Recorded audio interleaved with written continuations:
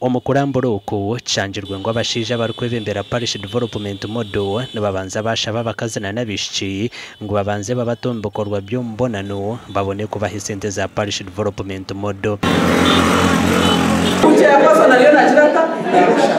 Aja nzeti weka shi atwena abana babishya bashabire tino bahire atkane shonga net nemu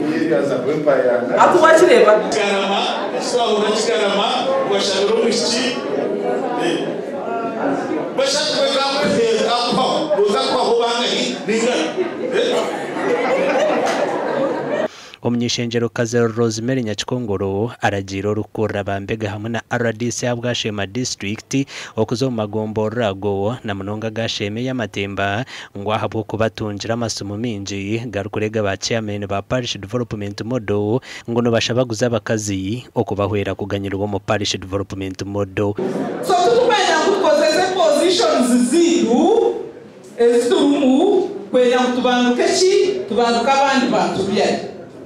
A change of information chirediso ngenda kwase yajirata ajiinvestigating abebembezi batari bamwe na bamwe okurwa mu magombo raga Sheme y'amashuma bahire yo kwetomboitwa kwabo kandi mu rugaramo mu rukabinjirwe twasa kwigeze nje gukora yo kuzahaza ki nyuma yaba muri bamagamba kubire umuruka ukose watakacuganire kungaca manye mu kwekiri adumurwa rukora yo no wose mwakora nagahi na south nekatina mutaka kabuze kukakora ahubwo mugasho gwabo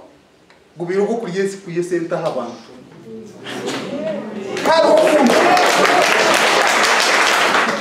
hariho umuntu akutunga senta ombe nakwemerereza atashashwire sente kandi sente nyingi omuntu arabatarabuye miliyoni emwe zijwi elizoba mutaka konsidaringira basya ubanze muhereze miliyoni emwe abatora borekera abanyeshengero baba amashemererwa ahabwo kubahumuriza na no kubamanyisa gentwaza ya parish development model amakuru agagasha kwa Michael atwakire.